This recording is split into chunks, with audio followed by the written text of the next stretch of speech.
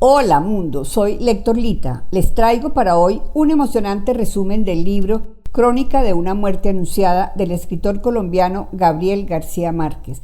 Este libro es una muy buena opción para sumergirnos en una lectura fácil, entretenida, ágil, con mucho suspenso e intriga. Si ustedes lo llegasen a leer, estoy segura que tendrán una visión diferente a la mía, que los acontecimientos que para mí pasaron inadvertidos para ustedes podrían ser de los más interesantes. No dejes de leerlo. Vamos con una pequeña reseña. Crónica de una muerte anunciada es una novela de realismo mágico del escritor Gabriel García Márquez, publicada en 1981.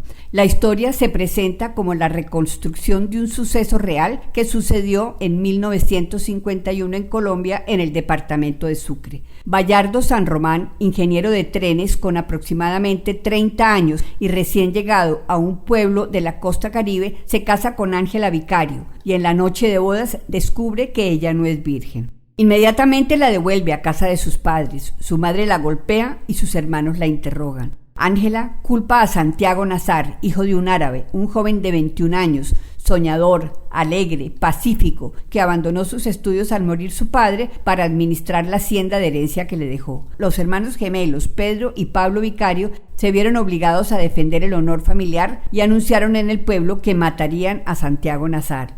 Él se enteró solo unos minutos antes de que los hermanos Vicario lo mataran a cuchillazos en la puerta de su casa, a la vista de la gente que no hizo nada o no pudo hacer nada para evitarlo.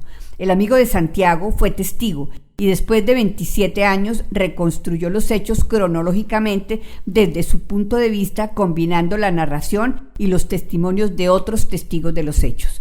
Durante varios años, Ángela Vicario le escribe cada día a Bayardo, inicialmente formalmente, después con cartas de enamorada y luego fingiendo enfermedades. Bayardo volvió 17 años después, bastante desmejorado y sin haber abierto las cartas. Parte 1. Era un lunes de febrero de hacía 27 años cuando mataron a Santiago Nazar. Su madre, Plácida Linero, a pesar de ser conocida y certera en la interpretación de los sueños, esta vez no había advertido ningún presagio en los suyos ni en los de Santiago. Algunos de quienes fueron testigos coincidían en que ese día había una linda mañana con una suave brisa que llegaba del mar, pero otros no estaban de acuerdo. La recordaban como una mañana nublada y lluviosa. Sobre las 5:30, Santiago iba a dirigirse al buque a la llegada del obispo. Se vistió de blanco, por si tenía ocasión de besarle el anillo. Esa noche durmió muy mal por la borrachera del día anterior y despertó con un gran dolor de cabeza y un desagradable sabor metálico en la boca. Su madre lo recordaba buscando una aspirina y con un vaso de agua en la mano. Siempre salía con un arma cargada como lo hacía su padre, pero ese día la descargó antes de salir y dejó las balas en su mesita de noche. A Plácida, su madre, le quedó para siempre un dolor de cabeza. Estaba agarrada a su hamaca cuando aparecía en la puerta. Me confundió con Santiago. Masticaba semillas de cardamomo hasta que disolvió ese espejismo y recordaba. Tenía 21 años, era esbelto, con cabellos como los de su padre, alegre y de buen corazón. Me casé por conveniencia, de mí heredó el instinto, de su padre el amor por los caballos, el dominio de las armas, también el valor y la prudencia. Abandonó sus estudios a la muerte de su padre para hacerse cargo de la hacienda que heredó. Santiago se despidió de su madre. Amaneció como siempre con cara de pasar mala noche. Se tomó otra aspirina. La cocinera de la casa de Victoria Guzmán le sirvió un café cerrero. Sabía que ese día lo iban a asesinar, pero no comentó ni una sola palabra. La noche anterior se celebró una boda y en la calle aún se veían los residuos de la fiesta y botellas vacías. Divina Flor, la hija de la cocinera, le recibió el tazón y él le retuvo la mano. Amenazándolo con un cuchillo, Victoria le ordenó que la soltara. Ella había sido seducida por Ibrahim Nazar en su adolescencia y ahora no quería que a su hija le sucediera lo mismo. Era como su padre, una mierda, pensó. La casa era de 2 pisos. Había sido construida con tablones de madera cuando el río aún era navegable. Ibrahim la compró al final de las guerras civiles cuando ya los barcos no llegaban. Cuando se iba a casar, la convirtió en casa para vivir, con caballeriza al fondo. En el segundo piso remodeló los dormitorios y un balcón. Conservó la puerta principal, que solo se abría en las festividades, también la posterior, que era la más usada. Ese día, los gemelos Vicario que lo iban a matar lo esperaban por la puerta principal por donde Santiago Nazar salió para recibir al obispo. Divina Flor sintió ganas de llorar, pero no dijo nada. Lo dejó salir a través de la puerta entreabierta. Se oía el alboroto, el pito del buque, el cantar de los gallos. Lo único que pudo hacer por él fue dejar la puerta sin tranca. Alguien, que nunca se supo quién fue, dejó debajo de la puerta un sobre que nadie vio, donde advertía que ese día lo iban a matar. En una tienda, al lado de la iglesia, estaban Pedro y Pablo Vicario, todavía con ropa oscura de la boda, apretando los cuchillos que tenían envueltos en periódicos. El ruido los despertó y se levantaron rápidamente. Clotilde Armenta decía: por amor de Dios, dejen eso para después, por respeto al obispo. Los gemelos volvieron a sentarse y vieron cómo Santiago Nazar atravesaba la plaza. El buque no paró en el puerto, pero el obispo saludó a la gente, a las autoridades y a los niños de las escuelas. La banda de músicos empezó a tocar el himno del obispo y los gallos se pusieron a cantar. Fue un momento de emoción. El obispo bendijo a la multitud y el buque se perdió de vista. Margot, la hermana del amigo de Santiago, quien narra la historia, lo encontró de buen humor y con ganas de seguir la fiesta. Lo invitó a desayunar. Había caribañolas de yuca. Santiago Nazar aceptó. Primero se cambiaría de ropa. Ella insistió en que primero fueran a su casa, que el desayuno ya estaba servido. Tanto que Cristo Bedoya decía que Margot sabía que lo iban a matar, pero ella era una de las pocas personas que ignoraban que lo iban a matar. Esa fue la última vez que lo vio. Fue un escándalo que Bayardo San Román al día siguiente devolviera a Ángela Vicario a sus padres porque no era virgen. Margot no lo podía creer. No se le conoció otro novio. Nadie se explicaba cómo Santiago quedó involucrado en ese enredo. De lo único que estaban seguros era de que los hermanos Vicaria lo esperaban para matarlo. Su madre quedó perpleja cuando Margot le contó y salió corriendo hacia la casa de Santiago Nazar. Por el camino se encontró con una vecina y le dijo que no se molestara, pues ya lo habían matado. Parte 2. Bayardo San Román era un hombre de alrededor de 30 años, bien parecido, que había llegado en un buque un año antes de su boda y del asesinato. Se decía que era encantador, se sabía, según él mismo lo decía, que era ingeniero de trenes y había llegado al pueblo buscando con quién casarse.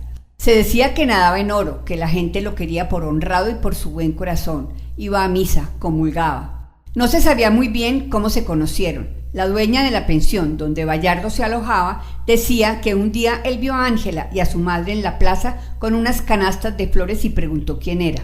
«Recuérdame que voy a casarme con ella», dijo. Otras versiones decían que se habían visto por primera vez en una verbena de caridad y en un intento de llamar la atención, Bayardo, para impresionarla, compró todos los números de la rifa que ella estaba cantando. Ángela contó que al llegar a su casa encontró el premio de la rifa envuelto en papel regalo. Discutió con sus padres tratando de convencerlos de que ella no se le había insinuado. Así que Pedro y Pablo, sus hermanos mayores, devolvieron el regalo a su dueño. Los gemelos no aparecieron en la casa hasta el día siguiente, llevando el regalo otra vez y a Bayardo para seguir la parranda. La familia Vicario no creía en la seriedad del compromiso con Ángela, pero pusieron como condición que Bayardo certificara su identidad, ya que nadie sabía realmente quién era. Luego de unos días llegó la familia de Bayardo. Su padre, el general Petronio San Román, héroe de guerras civiles, su madre, Alberta Simons, una mulata de Curazao, y sus dos hermanas. Ángela no se quería casar. Él desplegaba sus encantos no con ella, sino con su familia. Pasó la peor noche de su vida cuando sus hermanas le impusieron esa obligación, mientras sus hermanos no decían nada. Sus padres argumentaban que no se podía despreciar ese premio que les daba el destino. El amor se aprende, decía su madre. Fue un noviazgo corto. Para Ángela fue un completo martirio. Quería liberarse de ese matrimonio como fuera, y así lo contó a sus dos amigas y confidentes. A la boda asistieron muchos personajes ilustres que vinieron con tantos regalos que fue preciso restaurar un local olvidado para exhibirlos. Al novio su familia le regaló un automóvil convertible y a la novia un juego de cubiertos de oro puro. Trajeron bailarines, orquestas, papayeras y grupos de acordeón. Los padres de Ángela siempre decían que sus hijas se casarían en su casa o no se casaban. Así que arreglaron la fachada de la humilde casa, la pintaron y adornaron. Hasta Bayardo San Román pidió permiso para tumbar las cercas de las casas vecinas para poder bailar. Organizaron mesas debajo de los tamarindos. La mañana de la boda, el novio llegó 2 horas tarde a buscar a la novia. Ella se había negado a vestirse hasta que él no llegara. Nunca la dejarían plantada con el vestido de novia puesto. Al mediodía, los recién casados dieron una vuelta por el patio. Bayardo ya era amigo de todos. Desde que llegó hasta que salió de la fiesta se le vio como un novio feliz y se le veía muy a gusto.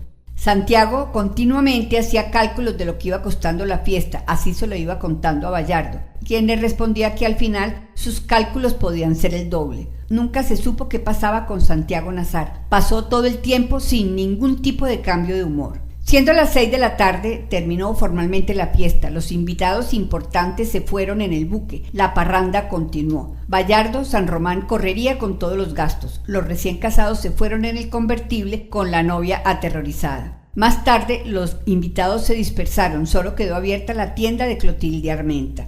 Varios amigos, como Cristo Bedoya, Luis Enrique y Santiago Nazar, se fueron a la casa de María Alejandrina Cervantes y estuvieron bebiendo y cantando. Allí pasaron muchos otros, entre ellos los gemelos Vicario 5 horas antes de matarlo. Pura Vicario envió a su hija con el mensajero una maleta con sus cosas personales. De vuelta, el recadero le contó que Bayardo San Román le abrió sin encender las luces. Estaba desaliñado con la camisa desabotonada. Alcanzó a ver a Ángela en la sombra. Vio cómo Bayardo la agarró por el pelo. Tenía el vestido hecho pedazos y una toalla en la cintura. Bayardo le llevó a casa de su madre y sin decir una palabra la empujó hacia el interior. Los gemelos volvieron a casa un poco antes de las 3 de la mañana, llamados de urgencia por su madre. Encontraron a Ángela Vicario tumbada boca abajo en un sofá con la cara macerada a golpes. Lo único que recuerdo es que me levantaba por el pelo con una mano y me golpeaba con la otra. Pensé que me iba a matar.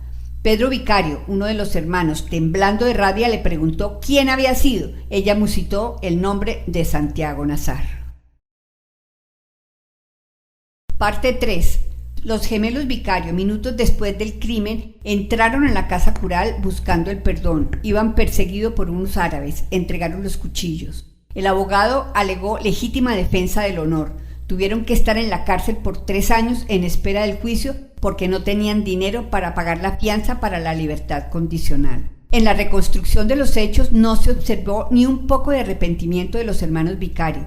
Parecía que hicieron todo lo que pudieron para que todos se enteraran de lo que iban a hacer, pero nadie se interpuso. Años después se decía que lo buscaron primero en casa de María Alejandrina Cervantes, donde había estado con él la noche anterior. Luego fueron a la tienda de Clotilde Armenta, por donde sabían que iba a pasar porque era el único sitio abierto. Se sentaron a esperarlo. Sabían que la puerta principal de la casa de Plácida Linero siempre estaba trancada por dentro. Los gemelos lo esperaron por la puerta posterior, mientras Santiago salió por la puerta principal. Era una muerte anunciada.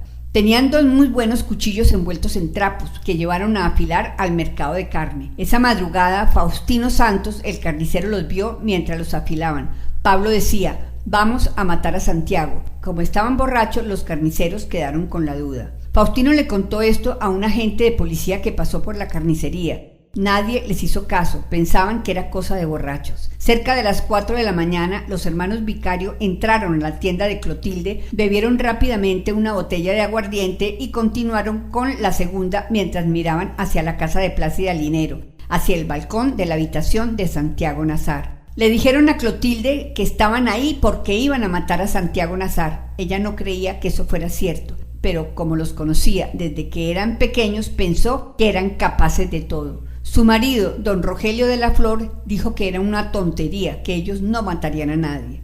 Los gemelos conversaron con el agente Leandro Pornoy. Parecía que le habían contado lo que pensaban hacer. La esposa del coronel Lázaro Aponte le dijo que Bayardo había devuelto a Ángela Vicario. Él lo tomó con calma y se burló, diciendo qué pasaría si el obispo lo supiera. De camino a la plaza se encontró varias personas que le contaron en secreto las intenciones de los gemelos Vicario. Los encontró en la tienda de Clotilde. No los interrogó, pero les quitó los cuchillos y los mandó a dormir a casa. No se detiene a nadie por sospechas. Al rato, los hermanos Vicario volvieron a la tienda de Clotilde después de afilar en el mercado de carne otros 2 cuchillos oxidados envueltos en periódico. Repetían que lo iban a matar. Los gemelos pasaron mucho tiempo, pero no vieron encenderse la luz de la habitación de Santiago. Santiago, Jaime y los demás fueron a cantarle a los recién casados.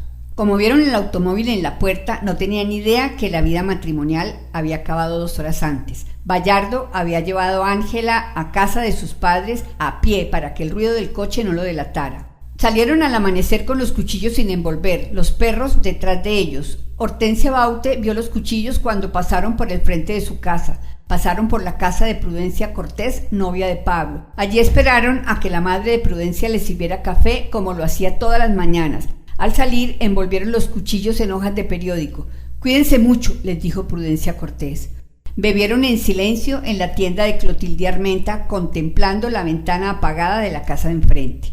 Al llegar Santiago, pasadas las 4 de la mañana, le pidió a Divina Flor que lo despertara a las 5:30. Subió a su habitación, pero no prendió la luz. Se tiró encima de la cama con la ropa que llevaba puesta. El padre Amador cruzó la plaza hacia el puerto. Le seguía el acólito tocando la campanilla.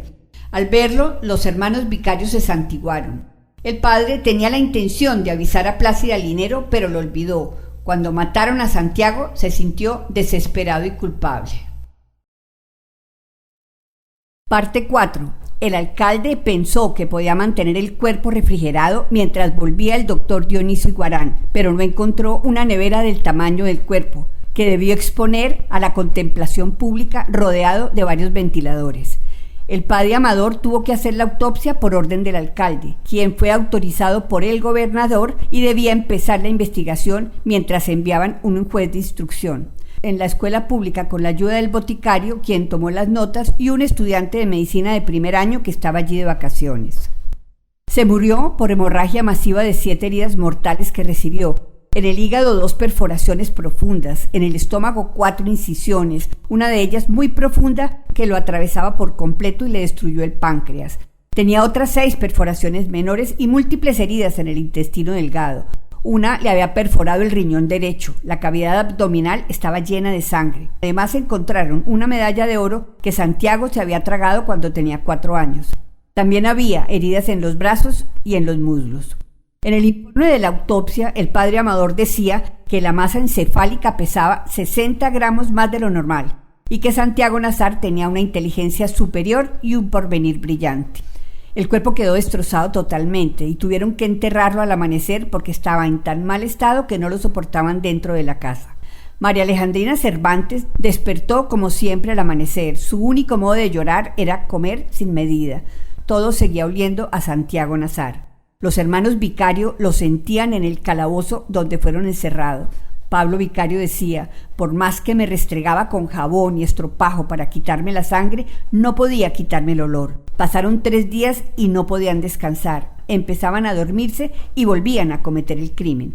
Le llevaron el almuerzo, pero Pedro Vicario no probó bocado. Pablo comió un poco y un cuarto de hora después se le desató una diarrea pestilente.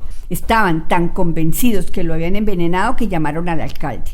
Cuando el coronel Aponte llegó, un guardia tenía a Pedro encañonado. Descartaron la teoría del envenenamiento. Solo habían bebido agua y la comida que les había enviado Pura Vicario, su madre. Con custodia especial, estaba tan mal que el alcalde decidió llevarlos a su casa.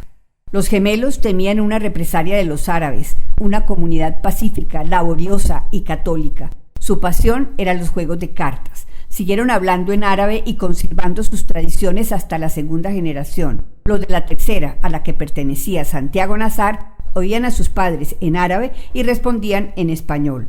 La venganza vino de la familia de Plácida Linero, que eran gente de poder y de guerra hasta que se les acabó la fortuna. Entre ellos, matones de cantina. En la madrugada, sin que nadie se diera cuenta, el alcalde llevó a Pura Vicario y a toda su familia para que se despidieran de los gemelos. La hija de vuelta iba vestida de rojo para que no se imaginaran que estaba de luto por su supuesto amante, y la cara tapada para que no se le vieran los golpes. Pura Vicario le pidió al padre que los confesara. Ellos se negaron, alegando que no tenían nada de qué arrepentirse. Los gemelos fueron trasladados a la cárcel de Riohacha. Poncio Vicario, el padre, murió de pena moral. Pablo Vicario se casó en la cárcel con Prudencia Cotes y aprendió a ser orfebre. Pedro Vicario se reintegró a las Fuerzas Armadas. Una mañana, con su patrulla, se internaron en territorio de guerrilla y nunca más se oyó hablar de ellos. La única víctima para la mayoría de la gente era el pobre Bayardo San Román, aunque pasado un tiempo lo olvidaron, hasta que un día lo encontraron inconsciente en un último grado de intoxicación etílica, en su cama rodeado de botellas vacías. Fue atendido de urgencia por el doctor Dionisio Iguarán. Recobró el conocimiento y sacó a todos de su casa, que nadie me joda. Su padre, el general San Román, envió por él y junto a su esposa y sus hijas lo sacó en un buque de carga y dejaron intacta la casa quinta. Margot, la hermana del amigo de Santiago, cuenta que en vacaciones, en las noches de parranda, junto con sus hermanos, exploraban la quinta. Una vez encontraron la pequeña maleta que la madre de Ángela Vicario le había enviado la noche de bodas, comprendiendo la verdadera utilidad muchos años después, cuando Ángela Vicario le contó que en ella habían guardado algunos trucos que le enseñó la comadrona para engañar a su esposo. Pasados 23 años se supo que Ángela Vicario había comprado una casa con un patio muy grande en un pueblo de La Guajira, que vestía medio luto, que había madurado y se había vuelto ingeniosa. La madre de Ángela se negaba a hablar del pasado, lo que hizo de este relato una crónica a partir de algunas frases sueltas de conversaciones y algunos recuerdos. Circulaba la versión de que Ángela estaba protegiendo a alguien a quien amaba de verdad. Nadie creyó en realidad que Santiago Nazar lo hubiera hecho. No se fijaría en ella, nunca se les vio juntos, y menos solos. A Santiago no se le conocía una relación distinta a la que mantuvo con Flora Miguel y a la tormentosa con María Alejandrina Cervantes. Ángela hablaba sin pudor de su desventura, para disimular lo que nadie sospechaba. Bayardo San Román entró a su vida para quedarse, desde que la llevó de regreso a su casa. Ya llevaba mucho tiempo sin ninguna ilusión, hasta que un día Ángela acompañó a su madre al hospital de Riohacha. En el camino entraron al hotel del puerto y Pura Vicario pidió un vaso de agua. Ángela lo vio pasar a su lado sin verla. Le saltó el corazón, se sentía destrozada. Al llegar a su casa, se tiró en la cama a llorar durante 3 días. Sentía que había vuelto a nacer. Cerraba los ojos y lo oía respirar. Decidió entonces enviarle una carta. No recibió respuesta. Pasaron 2 meses y nada de respuesta. En 6 meses le escribió 6 cartas. Luego, papeles de amor perfumados cada semana. Seguía sin respuesta. Continuó entonces con cartas de una esposa indignada y abandonada. Lloraba y se burlaba de su propia locura. Un día de agosto, Ángela sintió que alguien llegaba a la puerta. Sabía quién era. Bayardo San Román había vuelto, llevaba la maleta de la ropa llena para quedarse y otra igual con casi 2000 cartas que ella le había escrito sin abrir y anudadas con cintas de colores. Parte 5. Cristo Bedoya se convirtió en un cirujano excelente. Todavía no se explicaba por qué ese día se quedó en casa de sus abuelos hasta que llegara el obispo. Nadie hizo nada para impedir el crimen a pesar de estar enterados de lo que iba a suceder. Hortensia Baute empezó a sufrir alucinaciones, no soportaba haber visto los cuchillos. Flora Miguel, la novia de Santiago, se fugó con un teniente que la prostituyó entre los caucheros del Bichada. El juez instructor apareció 12 días después del crimen. Tuvo que pedir refuerzos para atajar a la muchedumbre que quería declarar sin ser llamada. 20 años después lo buscaron, pero no se conocía su nombre. Le alarmaba no haber encontrado el menor indicio de que Santiago Nazar hubiera sido el causante del agravio. El juicio duró solo 3 días. Las amigas de Ángela Vicario fueron sus cómplices en el engaño y siguieron guardando el secreto. Nadie conocía muy bien a Bayardo San Román, pero sí sabían quién era Santiago Nazar.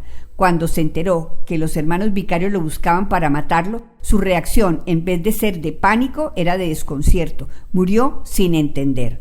La gente se dispersaba hacia la plaza. En el centro, Santiago y Cristo Bedoya. Nadie les avisó. Indalecio Pardo, al verlos, no se atrevió a interrumpirlos.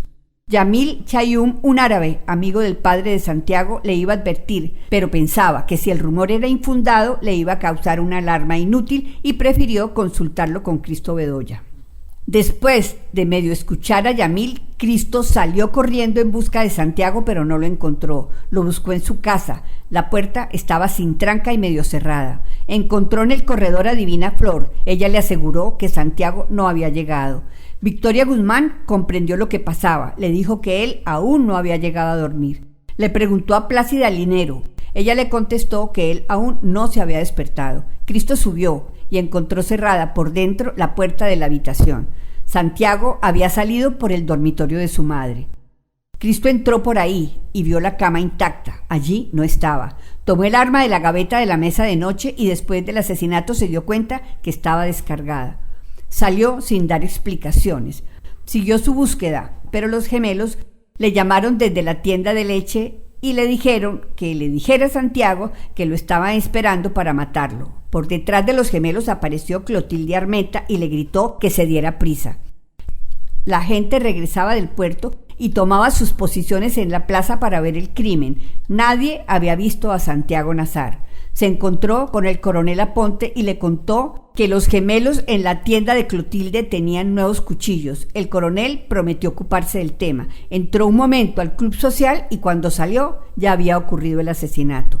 Cristo Bedoya creía que Santiago estaba en su casa desayunando con su hermana y se fue a buscarlo allí. A medio camino escuchó gritos lejanos. Trató de correr, pero cuando llegó su madre le dijo: «Dicen que lo mataron». Pero Santiago había entrado en casa de su novia Flora Miguel, donde su padre le dijo la verdad, que lo buscaban para matarlo. Salió corriendo hacia su casa. La gente lo vio pasar y pensaron que él ya sabía que lo iban a matar. Yamil Chayum le gritaba que se metiera en la tienda y fue en busca de su escopeta. De todos lados le gritaban. Clotilde Armenta agarró a Pablo Vicario y le gritó a Santiago Nazar que corriera porque lo iban a matar. Él estaba a casi 50 metros de su casa. Se dirigió a la puerta principal. Su madre vio a través de la puerta que los hermanos Vicario corrían con los cuchillos, pero no alcanzaba a ver a su hijo. Pensó que los gemelos querían meterse para matarlo, creyendo que él ya estaba dentro, y cerró la puerta de un golpe.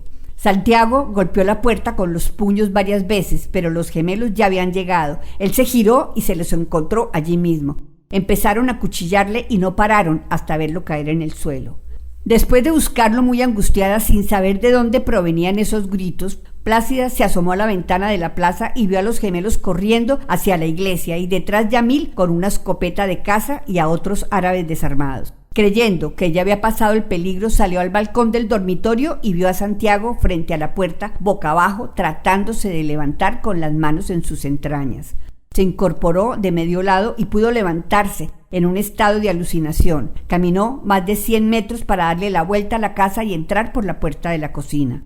Atravesó el jardín de los vecinos, encontrándose con Buenefrida Márquez, y ella le preguntó qué le pasaba. Él le respondió que lo habían matado.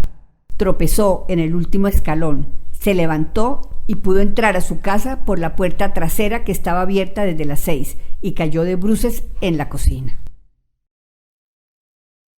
Esta es una historia inspirada en un crimen que fue cometido en 1951 con detalles de una tragedia real convertidos en ficción, vista desde diferentes perspectivas y tomando testimonios de protagonistas, de testigos presenciales y también del narrador amigo de Santiago Nazar. Desde un principio deja ver que Santiago Nazar va a morir en manos de los hermanos Vicario.